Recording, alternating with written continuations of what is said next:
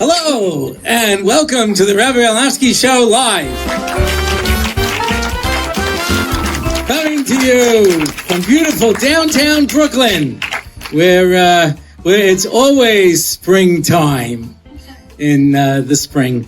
And it's so nice to see so many people here. And what can I tell you? Those of you who are not here, you'll be watching this recorded. And what can I tell you? We hope to try to do this where we can have, real people, because it really changes the dynamic dramatically. Because, I can see while I'm speaking, people going, like this, I don't have that, except when my wife is there. My wife is always like that. One time I had my students from seminary over the house, and my wife's not there when I usually teach, and she would say, Rabbi Orlofsky, I don't think you should say that, or Rabbi Orlofsky, I don't think you mean to say that, or Rabbi Orlofsky. Okay, so the next day in class I started to say something, and the girl said, if your wife was here, she wouldn't let you say that. And I said, you're right, but she's not.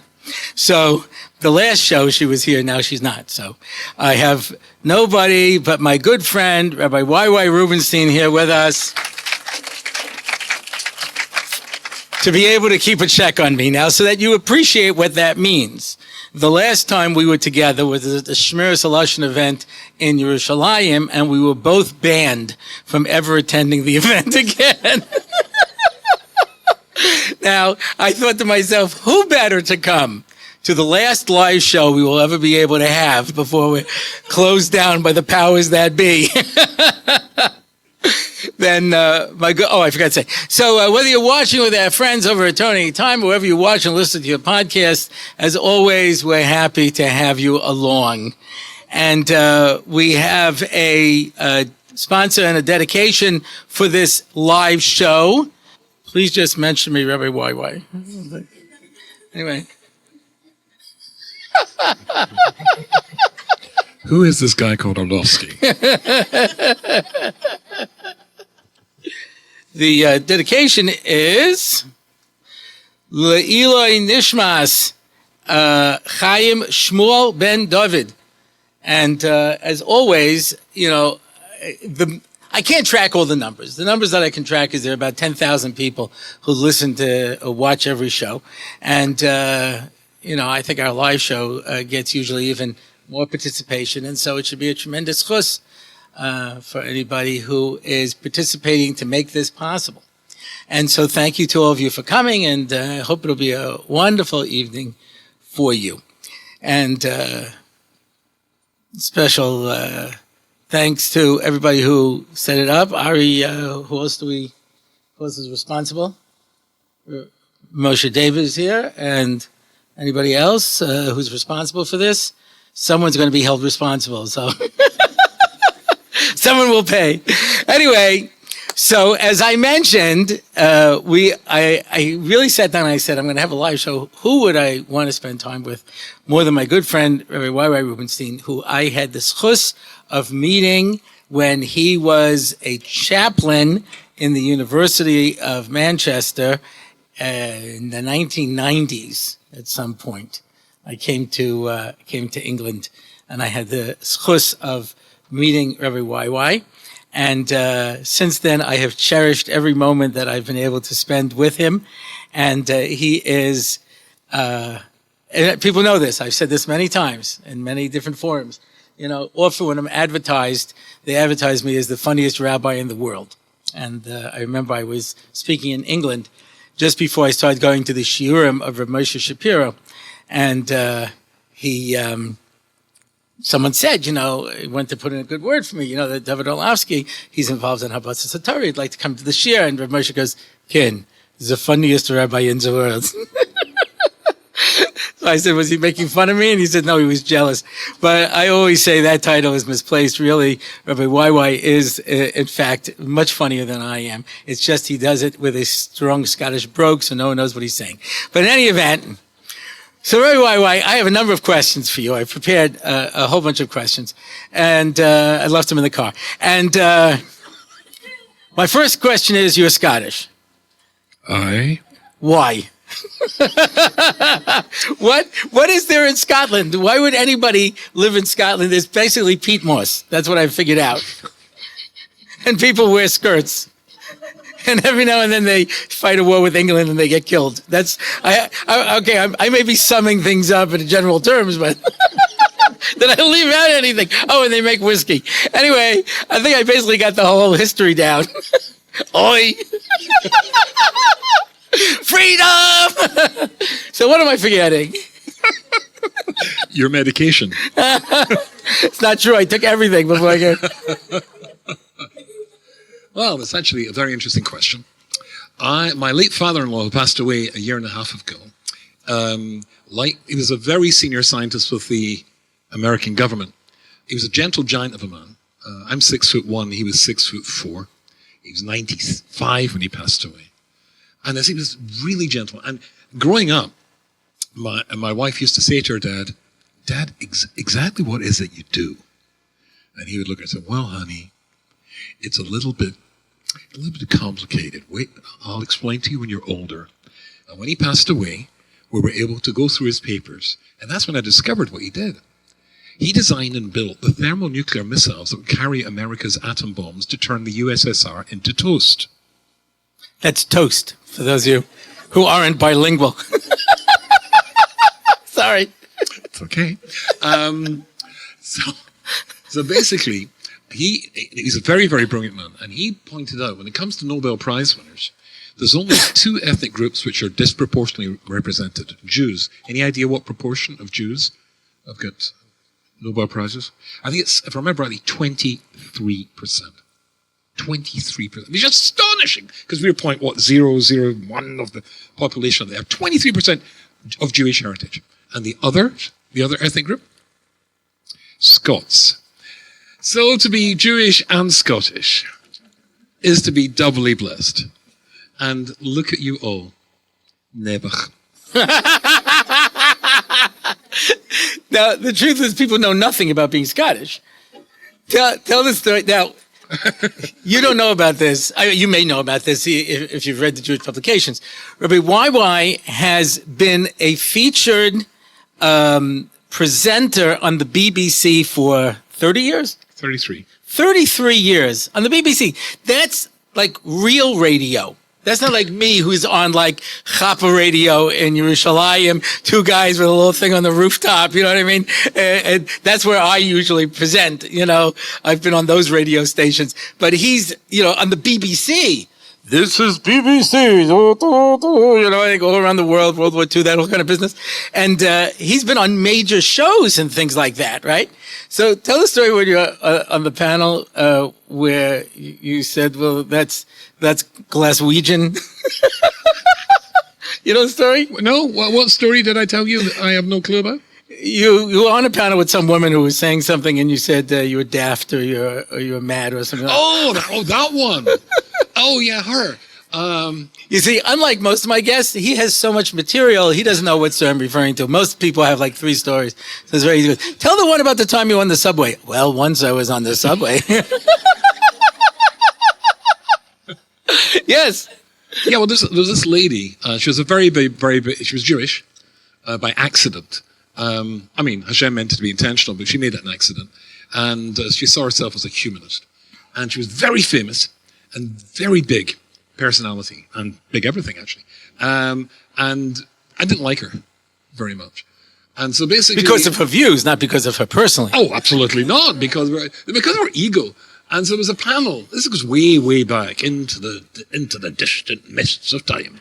Anyway, we're sitting there in this panel, and she was talking, and she was so full of herself and so full of the fact that the young people's audience, teenagers and stuff, they should be listening to what she had to say, which was, I wouldn't even tell you, it was appalling from a Jewish point of view. And so I said to her, I can't remember her name now. I said, let's call her Sarah. I said, Sarah, I'd just like to say, and she's smiling, British. And I said, I think your views are mental. And she went, oh, Rabbi, I think that's terrible. I didn't attack your views. I said, please, you have to understand that when I say mental, I mean it in the Scottish sense of the word. She went, oh, She said, what does it mean in the Scottish sense? I said, the same as English sense. Oh, yeah. She was telling young people to do all sorts of terrible things. Drugs are good and all sorts of stuff. Anyway, so... Now, you were on one of the most popular radio shows on the BBC. Well, do you know that I resigned from the BBC? I know, I'm getting there, but first I want to establish, okay. I also resigned from the BBC, but they didn't know. It didn't make much of an impression on them. It's like Jackie Mason says, he says, my great-great-grandfather, he signed the Declaration of Independence. He was in Poland. He saw a copy. He says, looks good. Give me a pen. So I resigned too, but I want to establish the credentials here, you know. So you were on one of the most popular shows on the BBC.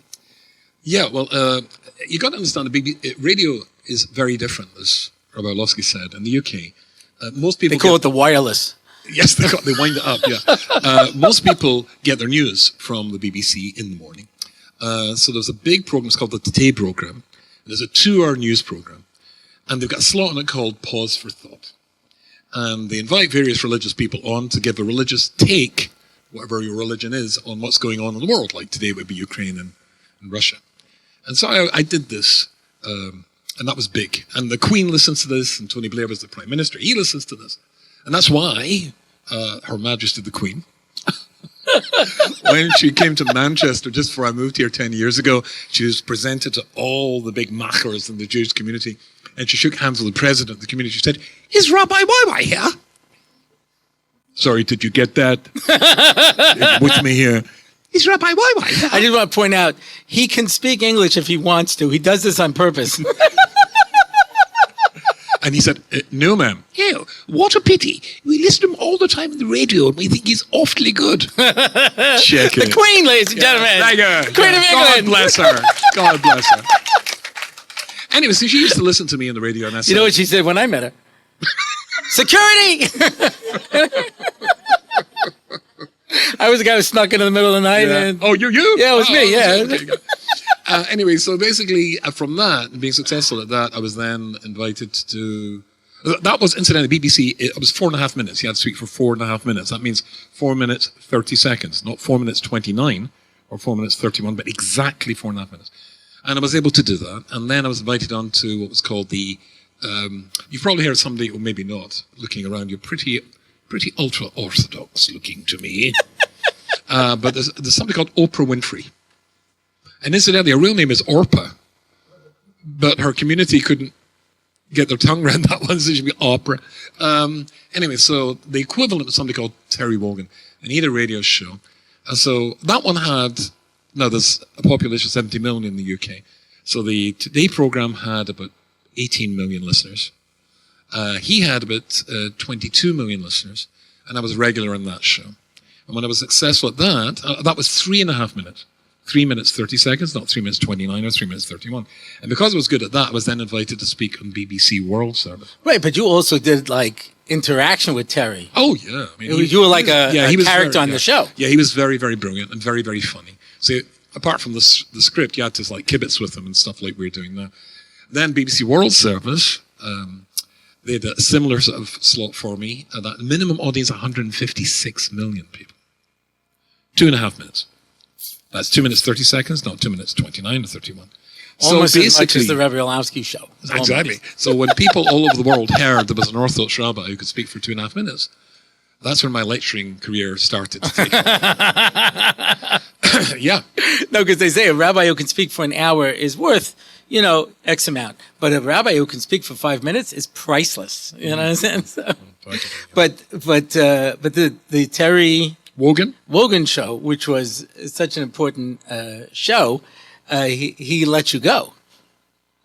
I was such a Musa Haskell. I tell that story over all the time. Yeah, it was interesting. I mean, He was very popular on this show. You were a popular character. Yeah, I was very popular. And we became something like known as a duo in many circles. So one of the British newspapers said, since Laurel and Hardy, there wasn't such a chemistry between two funny gentlemen, which was really quite nice. But right at the beginning of the show, I was told by my producer at the time, remember, it's his show. So for the young people in the audience, let me just warn you, there's such a thing as professional jealousy. And if the star seems or feels himself a little bit eclipsed by the newbie, well, he's the star. So goodbye, newbie. Old bee. Yeah, there you go. So what happened is after he heard that the Queen asked about Rabbi YY, the next day he was terminated. And he was like, why? So he says, it's Terry's show. I told you that at the beginning. Yeah. And if you're a bigger star than him, then you got to go. So you've been involved with the BBC for 30 years. You have millions of people listening to you, which is astounding concept.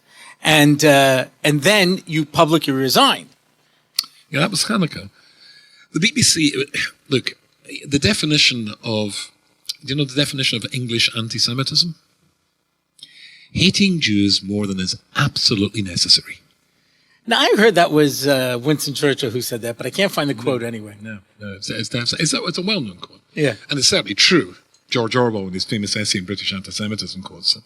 And that was so the BBC, incidentally, the founder of the BBC was somebody called Lord John Reith, if I remember rightly, who was an admirer of Hitler. And so many BBC buildings So was your king for a while. For a while, indeed, yeah. So basically, the BBC usually hides its anti-Semitism behind anti-Zionism. Right? Israel, and they're all bad people. But this year at Hanukkah, that you probably saw that story, there was a Lubavitch guy was taking a bunch of Lubavitch, well, I'm not sure Lubavitch, but Israeli kids, just teenagers, to Oxford Street, which is like the big shopping street in London. And they were in a double-decker bus, top deck of the bus, and they came out and did a bit of a rechida, dance in the street. And they were surrounded by a group of Muslims who started swearing at them and shouting, "Sieg Heil," and Hitler was great and stuff like that, throwing things at them. The kids got back onto the bus. This, of course, being videoed. Thousands of people. I mean, Oxford Street is a real Rosh Hashanah. There's 1 million people there. Videoing this whole thing. And this was reported. Well, the BBC reported it. They had to. Then they said that it was alleged that one of the Jewish kids shouted "dirty Muslims" at their attackers. Now, I have to tell you something. If I was on the bus, I would have shouted much worse. In fact, I would have been off the bus, showing them I hope they have good dental insurance. Fisticuffs. Fisticuffs. Yes, I would have shown them a thing or two. Anyway, so basically that was that. Then the recording of what the young Jewish kids had said, who didn't speak English. They all spoke Ivrit. But they said, Zedachuf, situation serious, somebody should phone. That was all. Which the BBC translated into that they shouted dirty Jews. When this was pointed out, they refused to back down. They dug themselves deeper and deeper into the hole. Why? Because, before we get to why did they come up with this in the first place? Because they have to protect the Muslims. I did a show, it was one of the most important shows I did with the BBC. Tony Blair came up with an idea of National Holocaust Day for the British to remember what happened there. And the producer, who was a friend of mine, came and he said, would I help make the program? Would I be involved in the program? And they wanted to bring a Holocaust survivor back to where he came from in Poland. And we persuaded the BBC to pay for him and 3 generations of his family. And so I was involved in the editing of this. So it was very moving. I mean, I edited this and saw this, I think, something like 18 times. And I cried every single time when he went to where his family were gassed or were taken away to be gassed.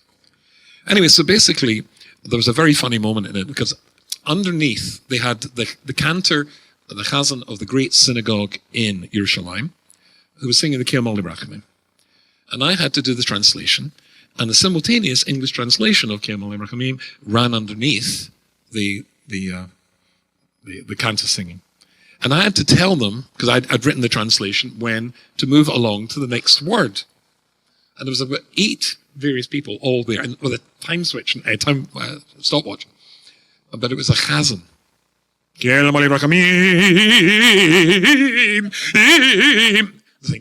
wait. No, Oh, no, it was absolutely hilarious. And then we came to the word Yisrael. And I translated it as Israel. You can't have Israel. You can't say Israel. Why not? It'll offend the Muslims. And a huge fight broke out between 8 BBC people about what are we going to do with the translation of Israel as Israel, which, duh. I've been trying to master that since I moved to America, but my Talmudim and yeshiva tell me I don't do it properly. Duh. How am I doing? Okay. But no, okay. I give it. Scottish version would be duh. Anyway, but basically, and one guy there had a Jewish father, and he said, but that's the translation. And they just couldn't because the Muslims would be offended. So I said, how about if we say Yisrael? So they liked that. I said Yisrael, which made everybody happy. But they've got to defend the Muslims who they're scared stiff off. Remember, we have lots of, terrorist attacks as well. I was going to say, what did they do with 9/11? 9/11 is an American problem. Do you know it was the most British people ever killed in a terrorist attack was 9/11? One of my producers at the BBC. Who were in the Twin Towers? One of my producers at the BBC, now passed away, Rosemary Foxcroft. Now, I worked with this woman for about at least 15 years. I would have said she was a friend, always gotten very well with her, worked well with her, and her son went missing, who was working in a building next to the Twin Towers for 3 days. She was in the canteen at the BBC and said very loudly, it serves the Americans right. They've been arming the Jews for decades. Oh my gosh. Now, this is somebody I would have considered to be a friend and a colleague, etc., etc. So you said, I had it. After 33 years, I had it. Yeah, that's very interesting. So you told them, I'm leaving. Oh, I wrote a letter. And I honestly did not think this would... there was a pop song by a guy called Paul Simon. Simon and Garfunkel, if you've ever heard of these guys. It was called Me and a Julio Down by the Schoolyard. And it was all over the place, so it's in my head somewhere. You hear it's in your head. And there's a line in it, something about, and I got my face in the cover of Newsweek. Well, I never thought I'd be in the cover of Newsweek, but I was. When I resigned from the BBC, I went all over the Times of London and all the Israeli newspapers, and I was interviewed about a gazillion times that week by all the TV stations, etc.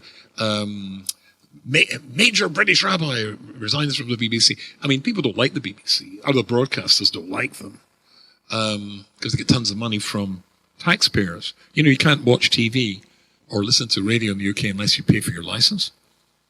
It's $157 a year at the moment. And you can't, even if you want to watch something on your iPad or access a news channel, nope, got to pay. So they've got tons of money. How do they know whether or not you pay? I don't know how they do, but they do. Oh, they've got detector vans. They've got vans that go around and they can tell if you've got a TV set. No, but what about on a computer? I don't know.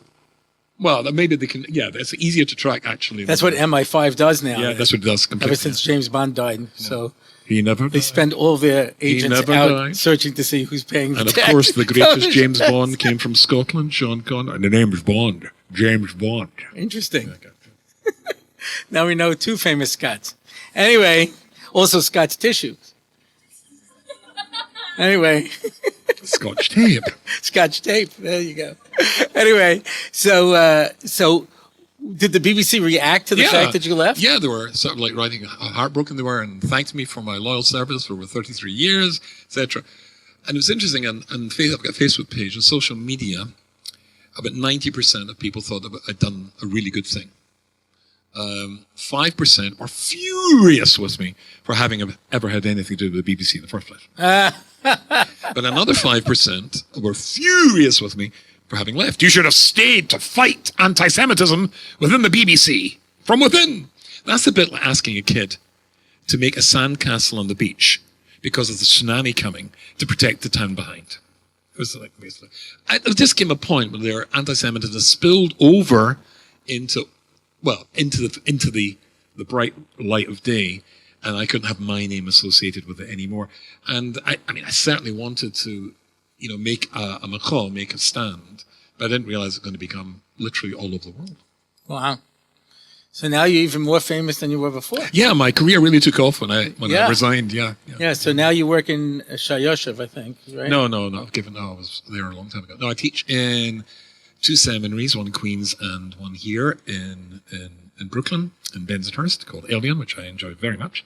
And I teach in Novominsk, I was there today, and I teach in Yeshiva Far Rockaway, and a new girls' school for Bukharian girls in Queens, which is called Hadar Beit Yaakov, and that's quite thrilling to be part of a the Bukharian, are you aware of the Bukharian community? It's an astonishing thing to be a part of a story of development because, 40 years ago, these people came from the USSR. They knew nothing. The Sephardim, the communists bleached any tradition from them. They came here with nothing, and now they're building yeshivas and Beis Yaakov schools. So I'm doing my little bit, at least in the first year, to help get this off the ground. So you went from millions of people on the BBC to teaching in Novominsk, and so this is like really a lateral move, I would say. Now, you're making a very important point. I have to tell you, whenever I was brought, I'm a public speaker like you. I speak all over the world, and I actually teach public speaking. I was just in England just now, speaking, and I always, and people don't believe this, but I always get very nervous before I speak. Do you get nervous when you speak? Terribly. Like, terribly nervous. Unless it's like, I have to tell you, tonight I'm not nervous because anybody who came tonight are all crazies like me because they listen to this podcast that I do. It's only advertising the podcast. I didn't go anyplace else. And, so these are all like, part of our cult, Don't drink the Kool-Aid. But anyway, so tonight I'm not nervous. These are my people. Well, I always get nervous when I speak. But when I have a new crowd, because I always say, if you're a plumber, so you got to fix the sink. So if the person said, I didn't like the way you fixed the sink. So you bring in another plumber and he checks it and he says, yeah, you did it fine. You placed the washer. If you're a speaker and you say, I gave a great speech, it's your problem, you didn't like it. It doesn't work that way. No. If the people don't like it and the people aren't happy, then you're messed up. You're finished. So it's every time you get up, it's just siyata d'shmaya. You have to hope that people like what you have to say. Yeah, but there's more than that. So what I was going to say is, even when I'm speaking to 156 million people or non-Jewish audiences, which I do as well, I don't get nervous. But if you're speaking to a Jewish audience, I'm always nervous. Now, there's good reasons for that. I remember once I was on BBC World Service and somebody heard me in Zimbabwe. Zimbabwe is just north of South Africa. A Jewish guy, and he heard me, and he thought it was really good. So he wanted to speak to me. If you were listening to somebody on the radio, right, he thought it was good, I must phone him up. You wouldn't do that. But, of course, you're Jewish, so you do. So he phoned his cousin in London. He said, look, I heard this guy, YY Rubinstein. I thought he was great. I want to talk to him.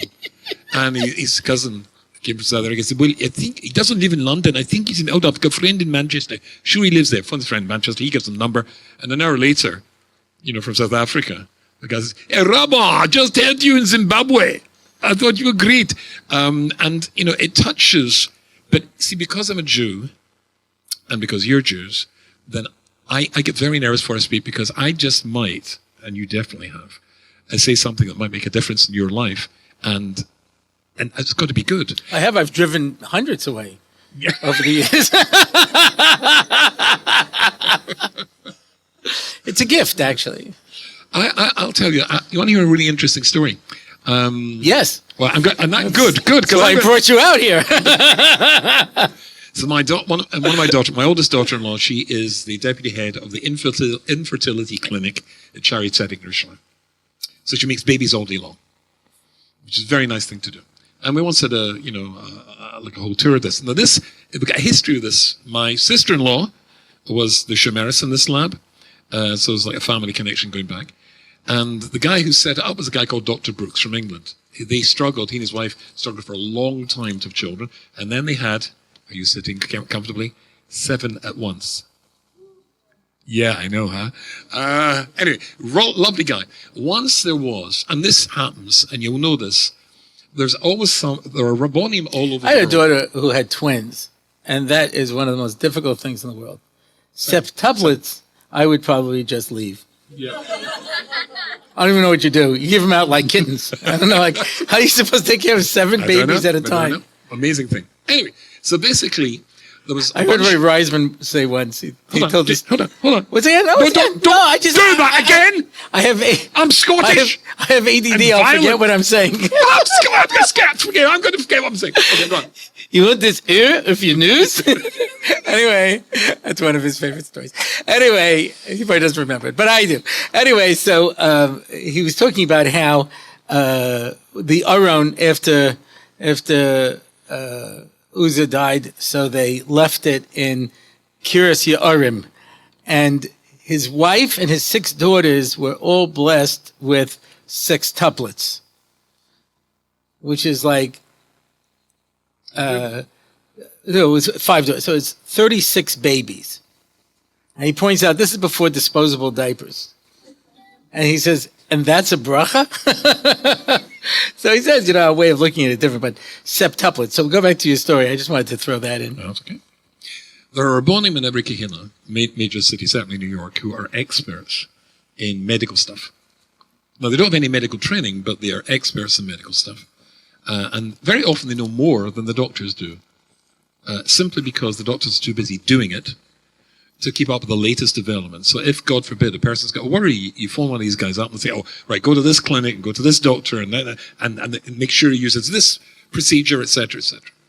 And there was, if I remember rightly, 9 of these rabbis visiting this laboratory, this clinic. And so Dr. Brooks is showing them around with my sister-in-law, and one of them asked a question, obviously talking in Ivrit. She heard his accent, she thought he was American. The Havara, his pronunciation. And he said, oh, Mrs. Sharon, that's my sister-in-law, this is her field, she'll answer this for you. And so she answered it. And then she said, as a matter of fact, my brother-in-law wanted me to come to a conference that he organized in Manchester called the Encounter Conference, which I remember about you, for about 2,000 people every year. And he wanted me to come and speak about this. And so this rabbi who's now speaking in English and turned out to be English said, and who's your brother-in-law? And my sister-in-law said, YY Rubinstein. And he said, YY Rubinstein? She said, yes. Rabbi YY Rubinstein? Yeah. The Rabbi YY Rubinstein? And she said, yeah. And then he turned to the other 8 rabbis and he said in Ivrit, I am everything I am to do today because of Rabbi YY Rubinstein. Now, do you know who this rabbi is? Nor do I. Haven't a clue. But I used to be involved with an organization which was the equivalent of the organization you were part of. He was in charge of, or a bit of NCSY. In England, there was an equivalent organization called JYSG. And it was kids from completely zero backgrounds, but they used to come to summer camps 2 weeks in the summer and winter and stuff like that. And my late wife and I used to devote a lot of our time to helping these kids. And I don't know who this kid is. I could tell you lots of young men and young women that I met as teenagers who are Rabbonim today and who I know we played a part in. But I don't know who this kid was. But he was sitting in my shirim, and I must have said something. No, I don't say my own stuff. It's all my great heroes were Rabbi Dessa, the Al-Shach, whatever. But he was listening. And I said something, and this is a rabbi who saves lives.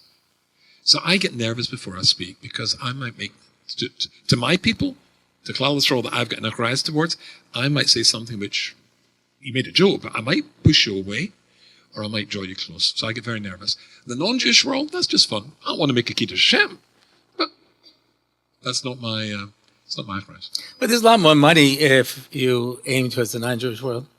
In fact, I have a... What a Jew. I have, yeah, for sure, 100%. Much more money. Because I have a major talk that I always give when I go to a new community. It's called YB Jewish. And I'm working on one called YB Christian. And I think that I could open up a whole new audience that's a lot more money. And they don't know any better. They pay money. We're doing Yivamis now in Daf Yomi, so a whole thing on conversion. So there's talking about whether or not you need the Mila and Tefillah, you need both of them together, So this fellow goes through the course. It was a 2-year study course in order to convert. And then he had the Mila, and then he had the Tefillah. And then at the end, he says, so now am I a Jew? He says, there's one last thing, you have to pay for the course. He says, well, okay, how much is it? He says, so it's $10,000. He goes, $10,000? I'll give you 6. Says, congratulations, now you're a Jew. All right, well, we're going to do something that we always do on the Rabbi Orlofsky Show, which is we have our question and answer segment, only instead of the ones that have been sent in, we have it from the most interesting group of people, which are people who are willing to schlep out to Brooklyn or already live in Brooklyn, which is even more challenging. And many of them had to find parking, and some of them had to park a bus, and to be able to come here. And so we're going to take questions from them. But while they're formulating their questions, I wanted to pose a question that I just received, and I want to ask you about it because even just in this brief encounter that we've had, this question would pose itself. And someone said, I notice when you talk, you often reference secular things, right? You just referenced the Simon and Garfunkel song. I'll sometimes reference something from, secular literature or, something in the news, pop culture or something like that, because I'm familiar with it. And, I feel like it's something that's a mashal, and that's how I always look at it. Somebody asked with Moshe Shapiro once, do you think English, you're allowed to read English literature? So he says, if you hold that it's a chachma, you can learn it, So if it is a chachma, it's only there because it's a mashal, because you can sometimes find things in literature or culture, etc., that you can use to illustrate a point that's better than a particular story. Okay, so Pesach Kron comes up with dynamic stories, and they're always wonderful. And Run Home Shaya and whatever it is, and he can have great stories, etc. But sometimes you quote a particular idea from history or from literature or popular culture that's able to express it in a different way. So you, who of course travel both worlds, because you speak to non-Jewish audiences and you speak to secular audiences and you speak in Beis Yaakovs and yeshivas, so do you encounter this problem and do you just sanitize it when you're speaking to a particular crowd, or do you allow yourself to be able to have those references slip in? I think you have to know your audience. That's one of the critical things. I remember the first time I was speaking in Switzerland. He knows what I'm going to say. This is my favorite story. He loves that story. So they asked me this. I'm sorry, is anybody here from Switzerland? Thank God. So I was like, anyone here from Switzerland? All right, I'll speak slow. Anyway. So basically, they wanted to come and speak. So it's supposed to be like a university student weekend, a Shabbaton.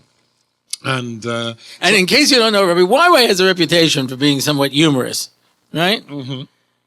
So basically, so fine, okay, but I come speak, great. And I always wanted to visit Switzerland because I'm Scottish and I like mountains, and apparently they've got some substandard ones there. I wanted to have a look at and check them out. I always wanted to visit Switzerland because my swatch broke. I think I could save a couple of dollars if I buy this. Because I'm a Jew. Yeah, go ahead. You're supposed to take it off before you go into the bath. Anyway, so basically, I said yes. And then after I said yes, I got a message that they wanted to have a tape. Do you remember tapes? Remember tapes back in the day, As we say in Hebrew, kassetot. Kassetot. Videotaping. Uh-oh. Time up. Please go away. If you have a blue Nissan, you're blocking the entrance. No, just kidding. Anyway.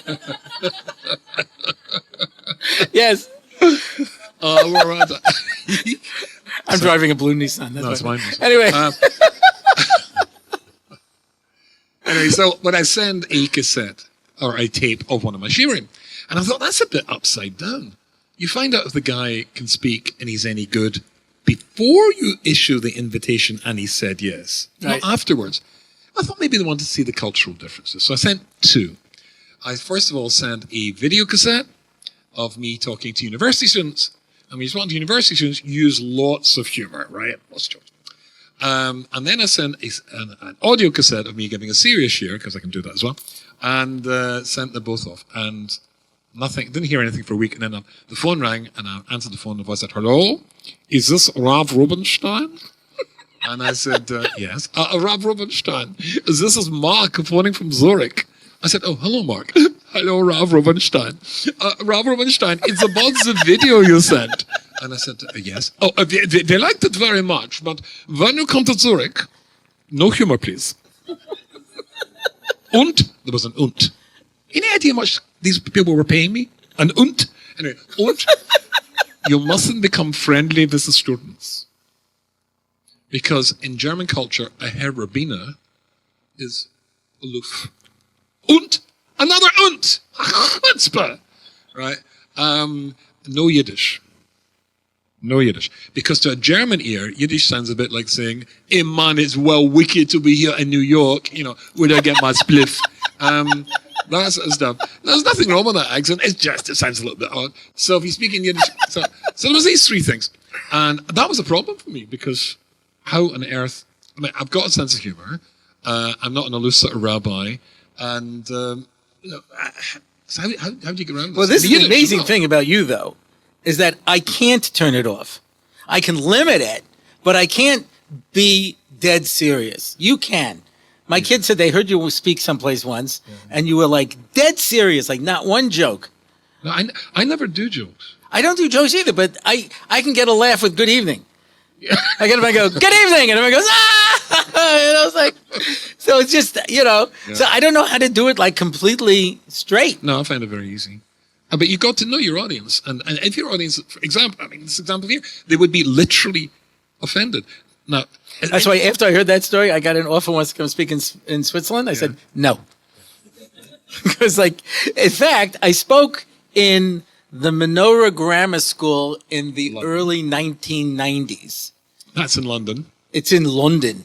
And a lot of the older English people had the same attitude that they have in Switzerland, and in Belgium, there's no humor, So I spoke the only way I know how, and everybody under the age of 40 loved it, and everybody over 40 were upset because rabbis don't tell jokes. And, I said this over for Moshe Shapiro, where he says, we're in the ikva de Mashiach, and the heel is very insensate. The only thing that you can do is tickle it. And so in Arador, if you know how to tickle, then you're able to get a reaction out of people. Otherwise, it's really hard to do it. I don't remember the first time I was speaking in Borough Park. I was staying with a Hasidic couple. I was speaking to a Hasidic Oilam. And I said to the lady, my hostess, I said, should I use humor? She said, everybody likes to laugh. But you've got to know how they laugh. Now, the Swiss have a sense of humor, but something which is funny in Switzerland should evoke no more than a seriously. Anything more than is considered rude. On the yes, very funny. Yes, rude. That's quite humorous. Yes, indeed. Oh, yes. Let me adjust my monocle there, if you don't mind. Oh, yes. Very good. Quite funny, yes. On the Sunday night, I was to speak to the ladies, the frum ladies of Zurich. And this had to be in Yiddish, because they all spoke Yiddish. It's called the Agudas Fraugruppen, which sounds like a battalion of the German army during the Second World War. So I walked in there, and it was about twice the size of this, and all the ladies were there. The altar bobbers were at the front, frowning. And I put down my big pile of sorim because I was showing off now.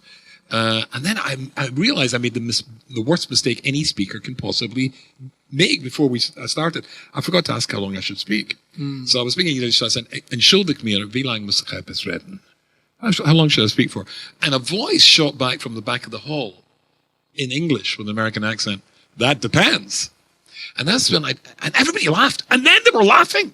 I mean, the whole hall of women, apart from the old bobbers at the front. And they're all laughing. And that's when I discovered that most of the wives in Zurich aren't Swiss. No, they're normal human beings. From countries like America and Canada and England. They've got a sense of humor. But you got to know, they have a sense of humor. You just got to make sure you target it. Well, I'm talking more than humor. I'm talking about references to secular, But it's the same thing. It's the culture. Look, the Rambam famously says that the Torah... because, for example, you take... I am one of the top 10 people on Torah Anytime. We had Rabbi Kol Yaakov from Torah Anytime, the last live show. And I'm one of the top 10. Who's the number one guy on Torah Anytime? Malach. Who? He speaks in Yiddish. He is hysterically funny. Really? I don't speak Yiddish, and I know he's hysterically funny. I heard him speak once, unbelievably funny, but he doesn't make any secular references. He's funny. Rav Shadron was tremendously funny. Very funny, yeah. He didn't make any secular references. So you could be funny without bringing in any secular references. Hold on, that's sorry, you're wrong there. I heard Rav Shadron. Rav Shadron never spoke to a secular audience. When the Rambam says the Torah speaks in Loshen B'nai Odom, then as you know, I just translated the Shar B'tochen of the Chavs Levavos. It's called Refuah Salev. And in it, I purged all references to in moshels of kings and princes. These Americans anyway. I mean, princes and kings. Who knows about that stuff? It's there got was to a speak in the Lashon of high-tech magnet was developing a software project. That's instead of there was a king who had a prince. Yeah. Anyway, I said the CEO of a company. You've got to speak in the language that the people understand. So if you're speaking to a secular audience, you've got, especially today, people are just desperate to be offended. And they're going to crucify you. If you're speaking to a secular audience and you're unaware of the landmines, which are now completely covering the landscape, you're going to be blown to pieces. Right. I'm thinking when you're talking to a frum audience, would you make that me and Julio down by the schoolyard reference? This is a frum audience. This is the Rabbi Orlofsky show. They've already given up hope. They've signed up with me. We're either going to heaven or hell together, whatever it is, but we're in this as one. Yeah, right. If they've made it this far, they're still here. So, Okay. That's what I'm saying. But like you know, they actually look normal. What? I told you they're part of our group. Okay. Right. I only attract the normal people. You know what I mean? Extremes on either side find me offensive. Yes. So do I. You know what I say? What? Say, shut up. Chas v'shalom. We never say that word. Apparently that's rude. I only discovered that in America. In England, it's okay to tell somebody to shut up, but here it's considered extremely rude. The best thing about being in England is that in America, after you speak and they say they enjoyed it, they say, that was very nice. In England, they go, brilliant.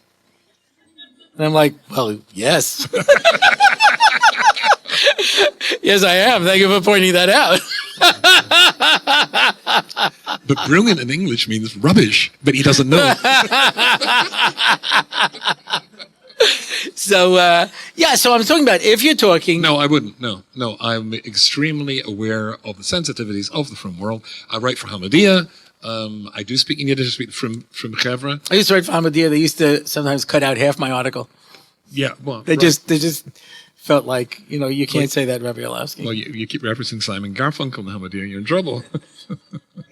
Listen, I had a Rebbe who said to me many years ago, Orlofsky, if only you could learn to use your mind for good instead of evil, imagine what you could accomplish. So I took that as a direction. And I said, if I know something, then it was obviously, I was given that piece of information to do something with it. I.e., right? There's a story, I don't know if it's true or not. Where'd the helicopter go? Yeah. There's a story, I always say, I have a standard line in my podcast. I didn't check it out. I'm not Pesach Krohn. I don't know. He checks out all his stories. I spoke to 6 people and I found this and I went there. I have no idea. I hear a story, I tell it over. It's good enough for me. But they tell a story with Rashi that one time he was walking, this horse reared, and he sees this noble woman is wearing this garment that she's riding a horse. And he was so upset. He says, why did I have to see that? And then when he wrote his parish on the Torah and he wanted to describe the ephod, he says it looks like the beged that a noblewoman wears when she's riding a horse.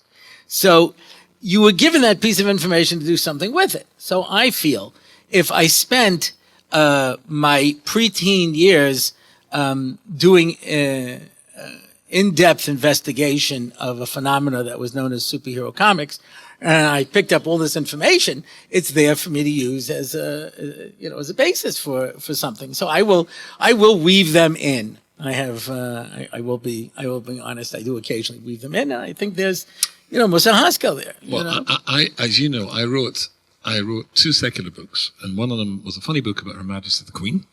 Whatever happened with that? I'm just about to tell you, honey. Okay. So it was very good. Thank you. It's called The Queen's Life, The Secret Diaries of Queen Elizabeth II. I'll say it slowly. I saw some people saying, what did he say? The Queen's Life, The Secret Diaries of Queen Elizabeth II. It was awesome. Anyway, so that was that. And it was very funny. And because, as Rabbi Orlofsky kindly pointed out, I've got millions of non-Jewish fans in England, this was going to at last solve my ongoing financial problems. Because, and it could be a TV show and stuff like that. And then I've got one of my sons, it's a big Tom Kochen, said, your children aren't happy. Listen, he says, your children aren't happy. They weren't happy. I said, my children haven't been happy for years, so what am I going to do? No, it was very sweet because they were struggling how to tell me this, but 3 of my kids in particular were very upset with this. And I said, son, but it's perfectly kosher. It's a kosher book. And, it's obviously just fiction, but it's funny. Yeah, Dad, he said, but do you want that to be your legacy and what people remember? So my thought is that the only thing you can really pass on or leave to your children You might not be able to leave them money. I can't. Well, let's say they're really rich, but you might not be able to leave them money. The only thing you can leave them is pride in their father or their mother. And if they felt uncomfortable with it, then so I pulled it. It cost me a lot of money. I had to break my contract. They were just selling in the bookshops, and they had to be all and mashed up into nothingness. But I did that for my kids. I thought that was the right thing to do. And so what I'm saying is, if there's a limit to how much you have to expose yourself to attack, to be macabre. So I'm quite happy in a non-frum audience to mention Beatles or Simon and Garfunkel or whatever. And I need to keep up to date what's going on. But for it's the frum bit. And all my career, I was half in Kiruv and half in the frum world. And I'm very happy to, I find it easy to, like when I went to England driving the other side of the road, here I switch very easily. But I would certainly not do anything that would expose me to criticism, certainly if it would affect my kids. And in our world, that just means, making a reference to a Haredi audience that they are uncomfortable with. My children would say, I can handle the humiliation, just give me the money. Anyway, here's a few questions. In fact, usually when one of my kids call, they're like, hi, Abba, can I speak to Ima? So usually when I see them ring, I don't even answer the phone, you know what I mean? So one time sometimes my wife said, Abba feels like you don't say anything. So now they call up and they're like, oh, hi, Abba, how are you? I said, fine. Can I speak to Ima? It's okay. But when they need money, suddenly I know they want to speak to me. Anyway, only if it's a large enough sum that my wife can't get it on her own. Then they speak to me. Okay. Is it permitted for a Jewish person to read the Harry Potter books? If so, if no, why not? I've read them all. I've read them all, I think, at least 10 times. And the reason was because my late wife, Sean, died of cancer. And she was ill for 5 years. And that's where I used to hide. Now, you'll say you should have been saying Tehillim and stuff. Well, I did that too. But sometimes it used to be so tough. It's where I used to hide. And it was interesting, at the cancer hospital in Manchester, the equivalent of Sloan Kettering here in New York, called the Christie, it was amazing the number of people. This was when they were just coming out. Amazing number of people who were reading these. There was a Haredi school there, a girls' school, and the principal was a good friend of mine, and he said, is there any point in trying to stop the girls reading it as they've all read it anyway? And that's a very interesting rabbinic question to ask. So, certainly there's one of the books which is a couple of references which, nothing terrible, but I said I don't want my kids to read it. Most of it is just total genius. Brilliantly written, brilliantly constructed. She's got a great sense of humor. She's a very, very brave lady. She wrote the book, of course, in Scotland, in Edinburgh, the capital of Scotland, and the chief rabbi of Edinburgh's teenage daughter used to babysit her little girl when she was reading it. And there are many, many. She wrote the first book in a luncheonette on napkins because she didn't have any heat in her flat. That's an apartment for the rest of us. And that's how poor she was. And she wrote the last one in her castle. Yeah. But she's, so... That's why people ask me, are you going to write a book? And I said, I'm working on one. It's called Harry Potter 8. And I think if no one notices whose name is on it, I should do pretty well. Well, I tell you, I gave a shiur. I've got a shiur called Harry Potter and Judaism. And there's so much there that is, echoes good Jewish ideas. You can certainly see good Jewish ideas in it. And when I was in England, I was in Shabbos, I was in England, on Friday, a friend of ours showed me a book, it was a blog, somebody brought out, that one of the characters is Jewish, I can't remember the name now. Anthony Goldstein or something like that? Anthony Goldstein. Somebody wrote out a book pretending he's frum. Can he do magic on Shabbos? And there's a whole blog of what you would do if you were an Orthodox Jew as a witch. You're going to be burned to death for that anyway. But anyway, it's interesting. You can find a lot of positive stuff in the book. And the English is great, the humour is great, and it's a great whodunit and all that sort of stuff. So I would depending who the person was, I wouldn't fight that one too much. Is it permitted for a Jewish person to read the Harry Potter books? I wouldn't fight that one too much. You're not answering the question. Yes, I am. Is it permitted? Someone comes to you l'chatchila and says, should I read the Harry Potter books? I would have to know who the person is. You can read it. But somebody who is more serious and frum.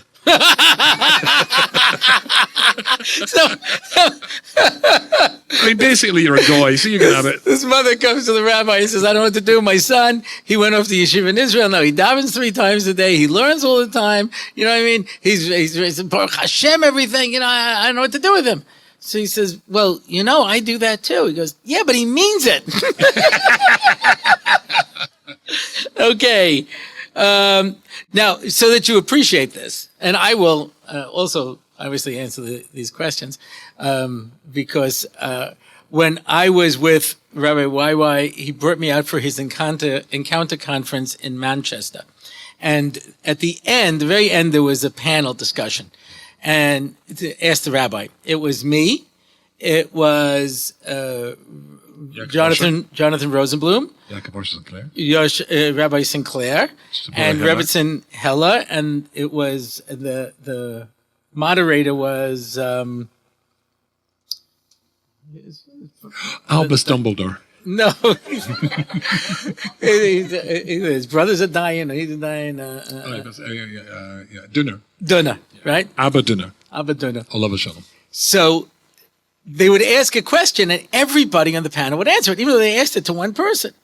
You know. So Jonathan Rosenblum, who was basically there for like the more political stuff, they said to him, "Do you think the Orthodox in Israel are doing enough to reach out to the secular?" And he answered. About 5 minutes. And then Rebbetzin Hella answered. And then Rabbi Sinclair answered. And then they asked me. And I said, no. That was it. The tremendous applause.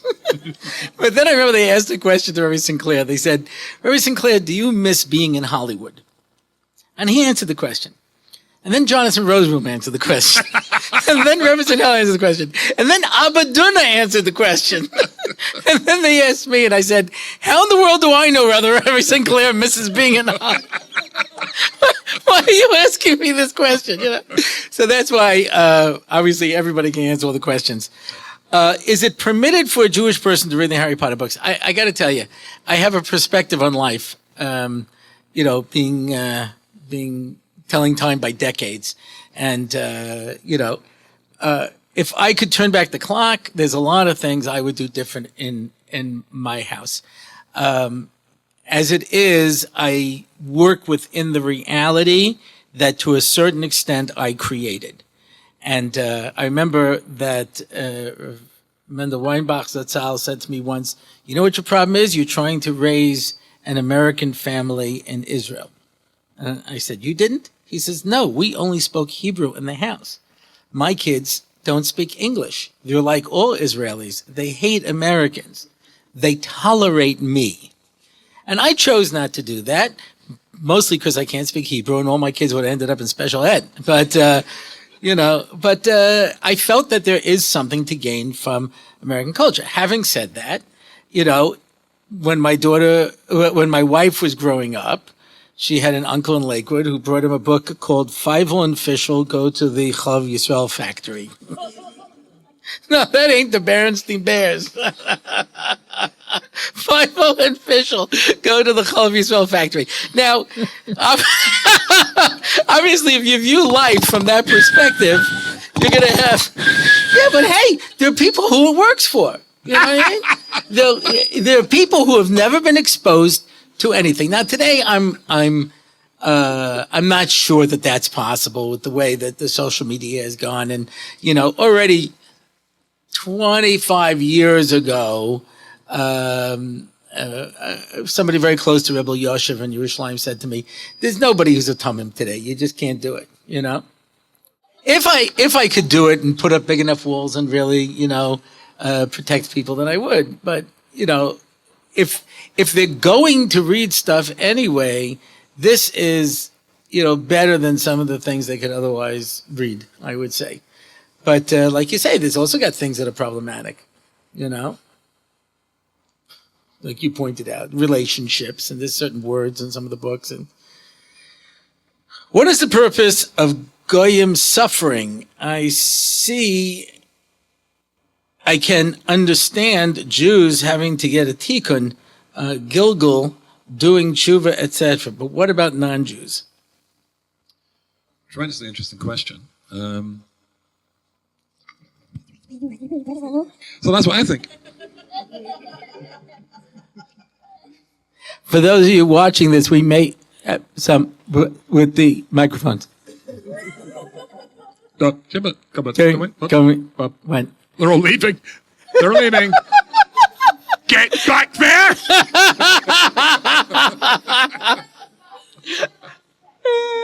What was that? Where'd you park it? The bus is infectious? Anyway. Sorry, what was that? There's a bus company called the Green Line Bus Company in Queens. It's part of, so my grandfather started that with one bus. That was the Green Line Bus Company. My grandfather started it. And then he died young, and his brothers squeezed my grandmother out of the business. So instead of a Rav, I could have been a balabus. That's it. You can go. It's my one bus joke. So anyway. What's the question? The question is, why do goyim suffer? I understand we suffer because we have to get a tikun. Well, why are goyim suffering? So, first of all, I've got to tell you something I saw recently. Brought a god of Rabbi Dessa's Taurus, and he brings the Arizal, who says that no non-Jew ever became a Jew, and no Jew ever became Christian or Muslim or others. Never happened. And he says an incredibly interesting thing. He said if a person is Megayer, they always had a Jewish soul in a non-Jewish body. It must be that the parents are very special people and wanted to conceive a child who would be a good person, not necessarily, in our terms, but a good, God-fearing person. It might be that the Jew, this Jewish soul and non-Jewish body, seems to be that he or she did a lot of serious bad stuff in a previous life. Part of their tikkun is to come back, and they have to fight their way into Klal Yisrael, which is why they have to fight. Why Nomi told Ruth 3 times, go away. The door should not be open. They have to fight to get back in. It's part of their tikkun. Whereas Oprah left. What? Oprah left. Exactly. Exactly, she left. But you have to know that the Gemara does talk about non-Jewish people who were reincarnated as well. Non-Jewish people also have mitzvahs to keep, Sheva mitzvahs b'nei Noach, and it's not quite the same story as us. But, the Rambam says that if you've got the 10 commandments, you can work out the other 630. The 10 commandments are super commandments. That means that one 10 commandment has got a ratio of 61.3 of our mitzvahs. He says the same, the Ritva says it's the same for the Sheva mitzvah b'nei Noach. If it's the same ratio, that means that Sheva mitzvah b'nei Noach turns into 420 mitzvahs. So non-Jewish people have got roles to play as well. And the Gemara says that there's punishment for them if they do things wrong, and there's reward if they do things right. Same as us. So therefore, it's not at all surprising that a non-Jewish person like us might have to sometimes go through tough times in order to become a better. It's a choice. Become better or bitter when nasty stuff happens in life. And the difference, as somebody cleverly said, between the two is I. Better or bitter, the difference is I. Non-Jewish people get the same thing as well. So why does anybody suffer? So assuming that you can turn a bad thing into a good thing, it's a matter of choice. Did you allow that to become a vehicle for you to become somebody better? Yeah, I would say that for the most part, the Chazal's attitude is we don't waste our time putting suffering on somebody who it's not going to help. What's the point? You don't get anywhere. You don't punish somebody if somebody once said, Onesh is ayin nosh, see that you stumbled. And the punishment is there to help you become, correct your mistakes. But to just keep hitting somebody if it doesn't get anywhere, there's no point to it. So you just say, okay, you are a lost cause. And that's why he says, if nothing bad happens to you for a certain period of time, you have to worry that HaKadosh Baruch Hu just gave up on you. That's why I know God believes in me, because stuff keeps happening. But, so a non-Jew who bad things are happening, it means that HaKadosh Baruch Hu thinks that there is potential for them to be able to improve their life. It's not there as a tikun. It's much there more in order to steer them in a direction that's going to help them be able to accomplish something in this world. And there are non-Jews who can do a lot of wonderful things. Rabbi Wine tells a story that I hope I have it clear, I think it's the Detroit Free Beacon, if I remember the name of the newspaper correctly. The editor was always very pro-Israel, even when other people were not. So he happened to be in Detroit, and he had someone who knew him, and he wanted to make a meeting to thank him. He says, I will always be pro-Israel. He says, why? He says, I'll tell you a story.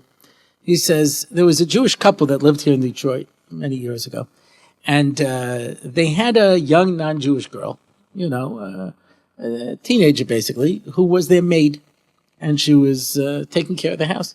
They went away on a trip, and the maid realized it's almost December 25th. They don't have a tree. They don't have any lights. They don't have any decorations. So she goes out, borrows money from her mother, and decorates the house with lights, a tree, wreath, So they come home the night of December 24th. They drove past their house 3 times, and they finally realized this is our house. So they come in, and the maid says, surprise, I knew that you didn't have time to decorate the house. I want to take care of it for you. And they said, this is the sweetest thing that anyone has ever done for us. But we're Jewish, and we don't celebrate Christmas. He goes, really? He says, yeah. But here's what I want you to do. How much did everything cost? Gives them the money. Gives her a big bonus. So I want you to take this all to your mother's house and decorate your house with all these lights, and thank your mother that she is such a considerate daughter who cares so much. And looks at Rabbi Wine and says, that was my mother. So, you get an opportunity where things come your way. I was teaching once in Osameach, and I said, I was going around the room just saying, how did you all get here? I met someone at work. I met someone at school, I said, you're all here because at some point you got a knock on the door. And they said, what about the people who never get a knock on the door? And I said, everybody gets a knock on the door. It's just some people decide not to answer it. But there are moments in our life that gives us wake-up calls. Or as Winston Churchill once said, man will occasionally stumble upon the truth, but he usually picks himself up and keeps going. So I think that might be the route. Thank you very much. Yeah. Winston Churchill, yes, very good. We will fight them in the streets. We will fight them in the something on Scotch, please. Yes. Can we please hear Rabbi YY's American accent? That is an excellent question.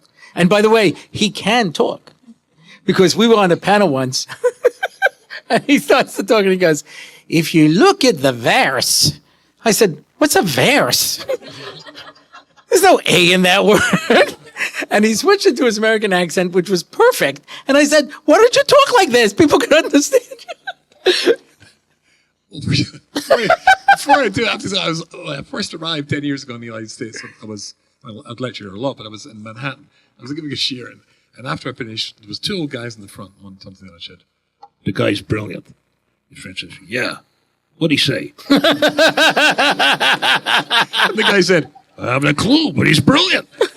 So my big success since I moved here is the fact that nobody's got a clue what I'm talking about. So I'm very reluctant to change my accent. But if I had to speak with an American accent, it would be really quite simple to do. All you have to think of is, just go down a notch or 2 intellectually. It's quite easy. But of course, the question really is, which American accent are you talking about? That's correct. Let's not be racist about this, because just because we lost the war, the first stage of the war, the South will rise again.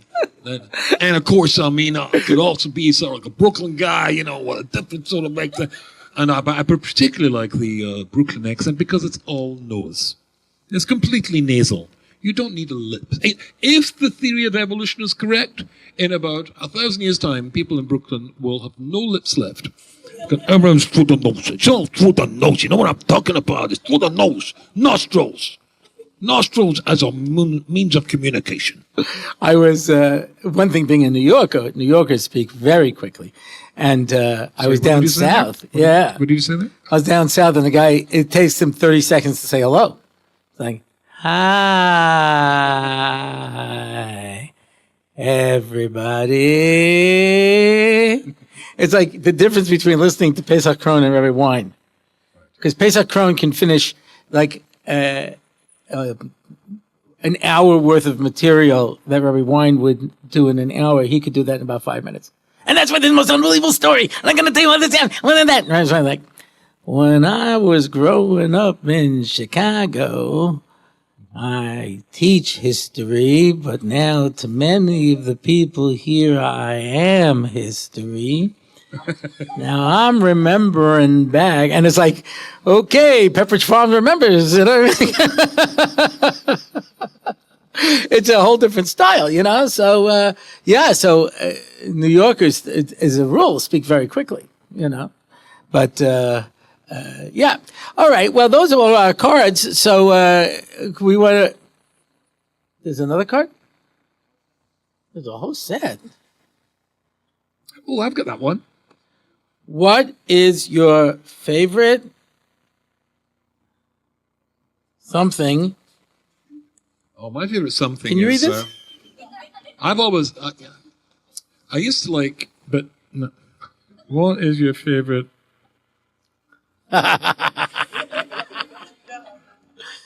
Jar in foot.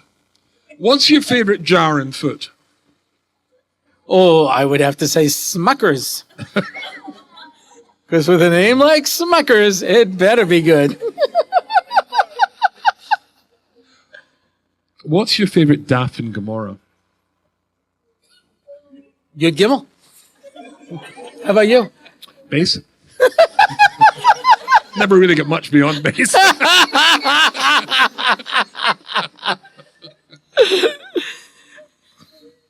Favorite daf? That's a hard. Yeah. I think the one about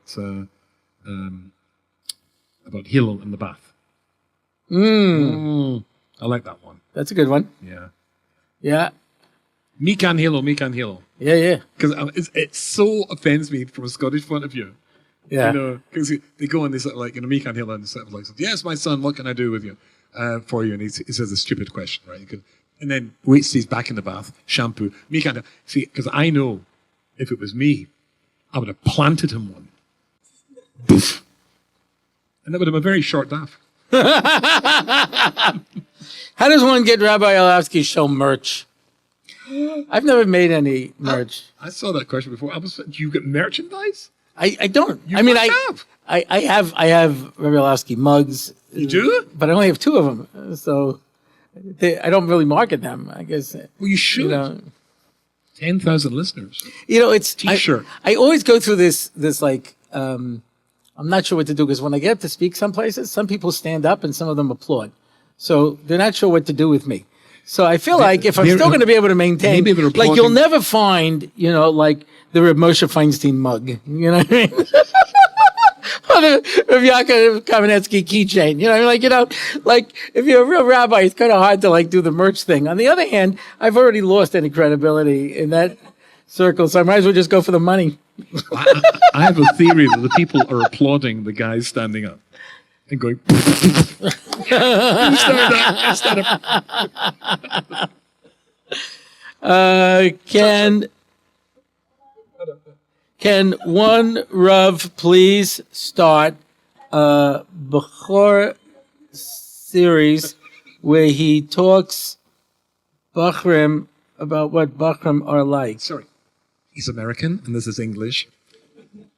Question 1. Can the Rav please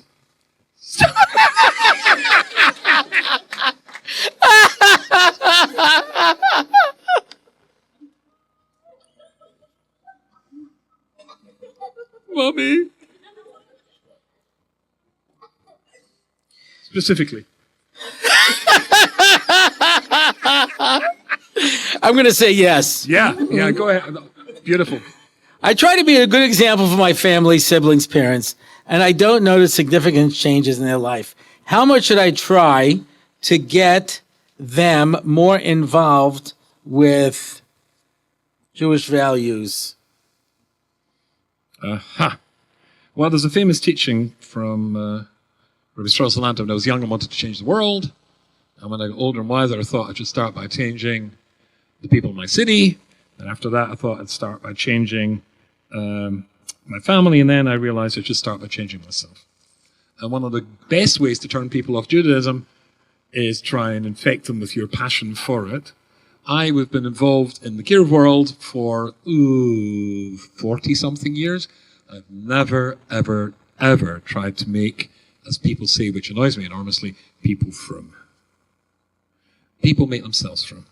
I may have helped, but they're the heroes, not me. And if you want to try and put them off, and you keep telling them that I'm going to be a paradigm of inspiration to you, and we do things Jewishly in a different way, Mom, so stop it. Big mistake. Carry on.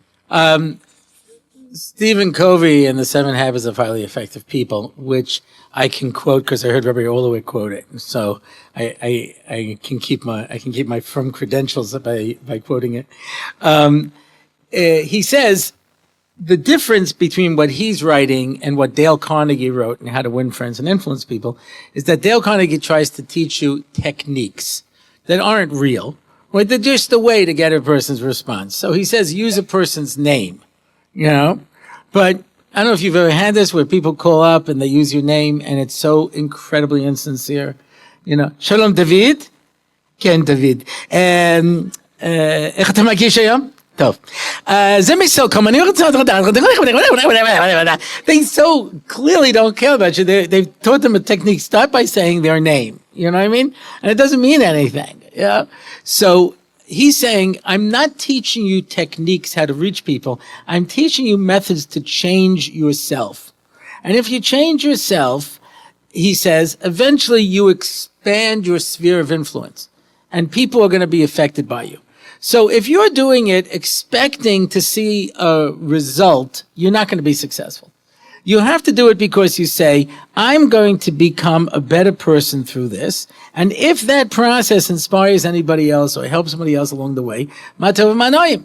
But I have no control over anybody in this world but myself. And the sooner you realize that, the happier you're going to be.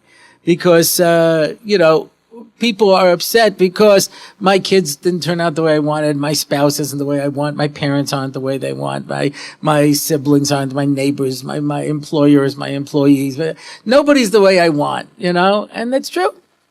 You have to focus on yourself. And if anybody comes along for the ride, you're lucky. But that doesn't mean you're doing the wrong thing. Is today's generation expected to adapt to technology? And if yes, what is the right amount? My focus is on young children. I just finished reading a book, or actually listening to a book, because I travel a lot, so therefore I tend to read books in audio form. And all of your books are in audio form? Not all of them, no. Some of your books are in audio form. Yeah, one thing. I was in Israel once watching you record one of your books. Yeah. Read it yourself.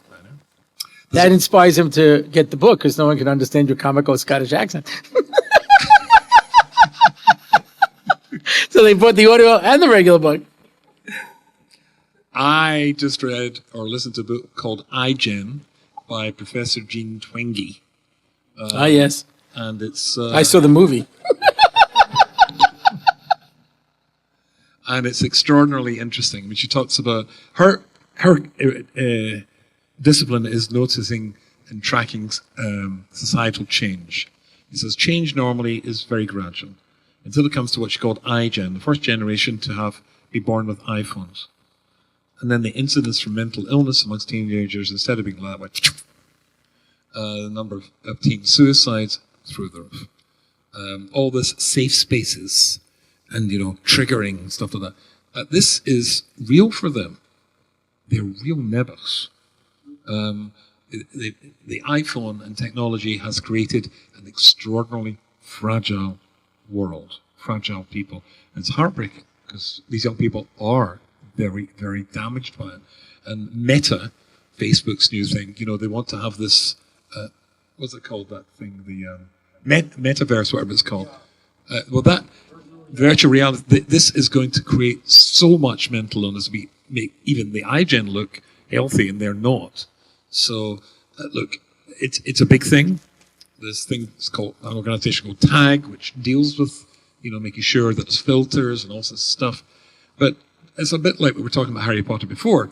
It's simply impossible to exist in today's world, no matter how much you want to, without connecting with the internet and technology. It's just there. You can't exist without it, effectively, unless you're like a hermit in a cave.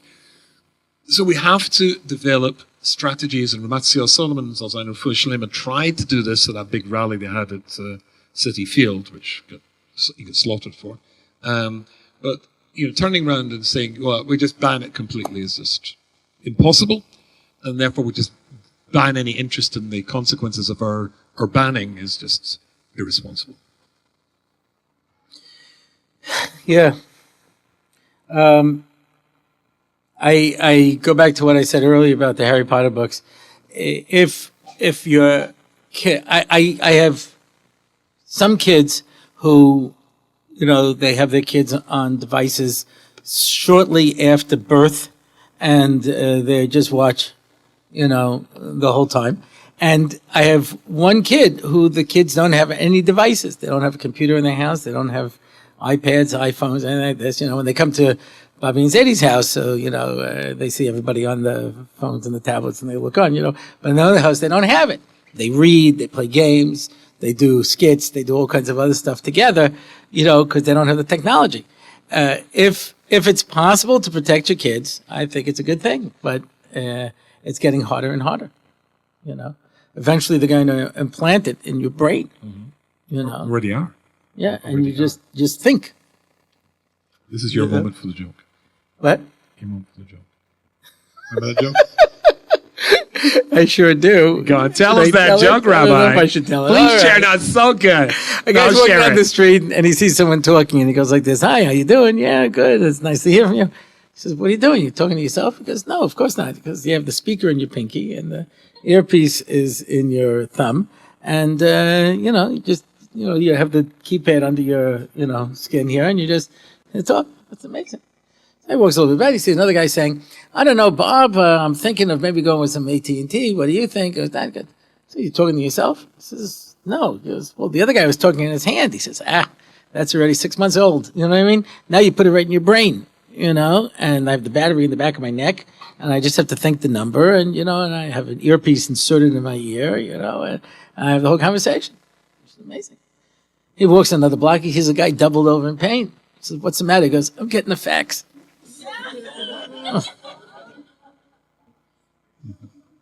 You see, that joke is so old because who gets faxes anymore? It's like, But anyway, so what is the Rav's view on Bochurim on an off Shabbos davening at a 9 o'clock minyan? Is it okay if they catch up and they make Sovzman Tefillah? Is there an earlier time than 9 o'clock? I don't know. What they're saying is when they're in yeshiva, they daven at 8 o'clock.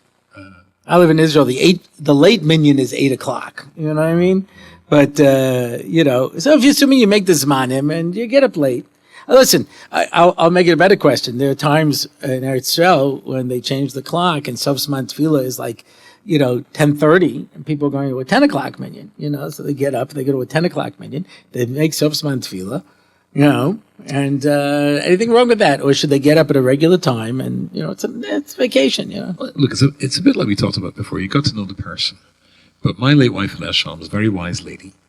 And I remember at one simcha, somebody noticed one of my sons was wearing a tie. It was a little bit too loud, a little bit too bright. So they challenged her about this. And she said, there are so many things that we have to say no to. So why say no to the things we don't have to say no to? I thought it was very clever and very wise. So depending on the boy, maybe he needs that later minyan. 9 o'clock seems quite reasonable to me. Maybe he needs that. And allow him to... Let's make... Rabbi Solomon, as I mentioned before, many years ago. He said, when we take the Sefer Torah out and read from it, and we're taking it back to the Orna Kodesh, the verse we say is, Darcheo Darchei Noam. The ways of the Torah are pleasant. And if you don't think it is, then maybe you should take it out and read it again. You're missing the point. And if you make Judaism, if you make Torah, if you make our Yiddishkeit into a misery, then you're missing the point. So if the kid needs a little longer in bed for a few weeks, or whatever it is, make it Darchei Noam. You're going to start whipping the guy into conforming to Judaism. You're just whipping him out the door from Judaism. That's beautiful. Listen, I think that when I was a mashgiach in a yeshiva, so I had a Rosh Yeshiva who I worked for, and he said, I don't believe there's any Ben Torah who doesn't say Kriya Shema before Sof Zman Kriya Shema with Talis and Tefillin.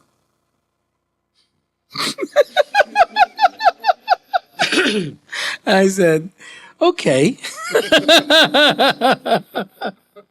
So he was asking this one kid, it was at the end of Bein Hazmanim, and he says, did you dive in Bein Hazmanim one time with a minyan? And he said, no. Now I'm glad he asked him that question, because if he'd asked him, did you daven one time during Bein Hazmanim, I think it would have been the same answer, you know? So he says to the guy, you believe in God? He says, yeah. You believe in Torah? Yeah. You believe in Chazal? Yeah. And you didn't daven with a minyan? He said, no. He goes, Rabbi Orlofsky, do you understand this? And I said, yep. I can understand it. You know, so to my mind, you applaud the successes. Now, having said that, as Rabbi YY has pointed out many times, it depends on the person.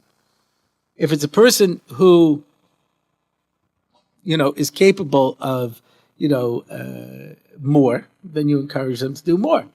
Echad chacham ve'echad rasha ve'echad tam ve'echad shnei lishol. You got to know who the kid is. And if a person is capable of more, then you encourage them to be able to do more. That's what I would say. Could you please do the magic trick from episode 13 with the tie just slower? You know, I feel like anyone who knows the episodes by number deserves whatever they want. So I was a magician for a while in my youth.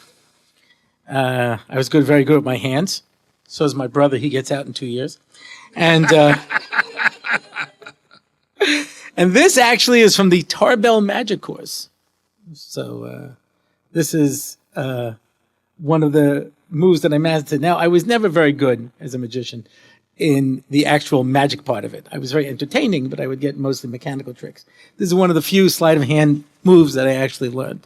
So thank you very much. Notice at no time do my fingers leave my hands. Thank you. Okay, one last question before we conclude, and that is, you used to be the only Rabbi YY, now there's two of them.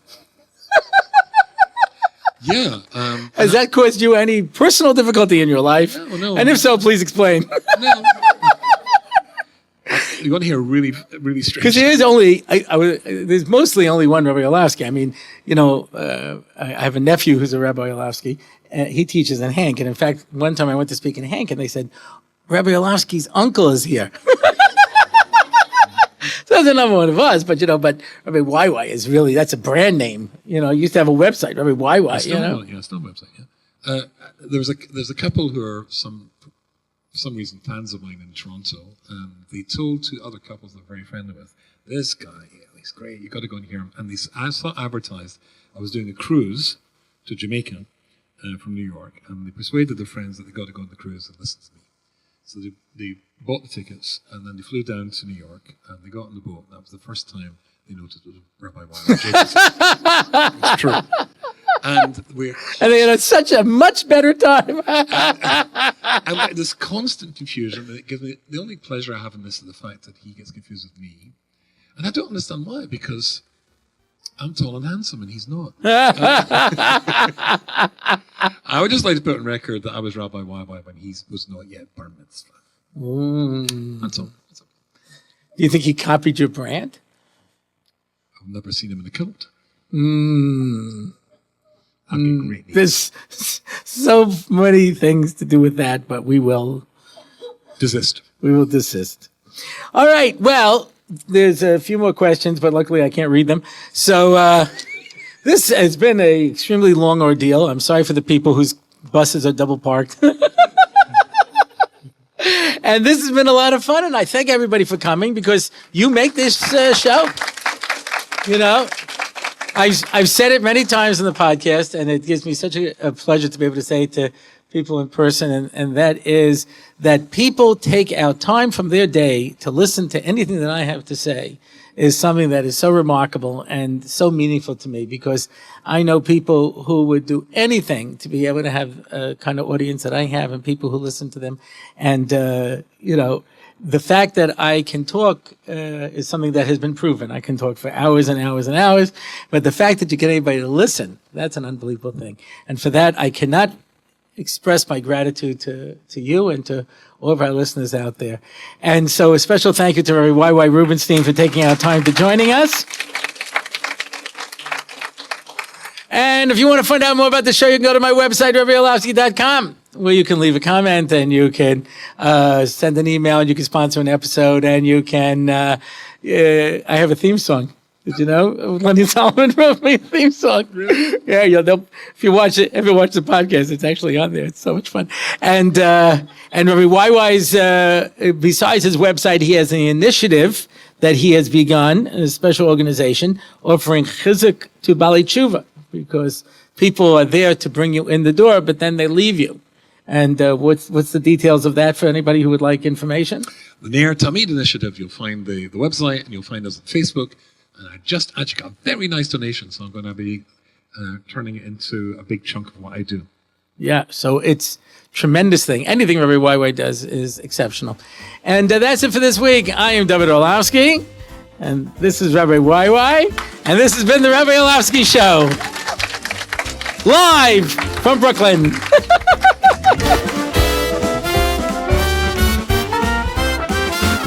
It's the Rabbi Orlofsky Show. Torah and Simcha, ready to go. The Rabbi Orlofsky Show. Knowledge and wisdom will help you grow. Lots of fun in every episode, and we don't have to rhyme. No, we don't. It's the Rabbi Orlofsky Show on RabbiOrlofsky.com.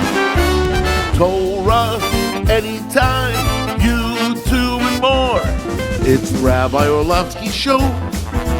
Torah and Simcha, ready to go. It's the Rabbi Orlofsky Show. Till next time, till we meet again. It's the Rabbi Orlofsky Show. It's the Rabbi Orlofsky Show. It's the Rabbi Orlofsky Show. Special thank you to producer Ari for putting everything together here. Okay, it's not a wrap, it's a bareka. It's sushi.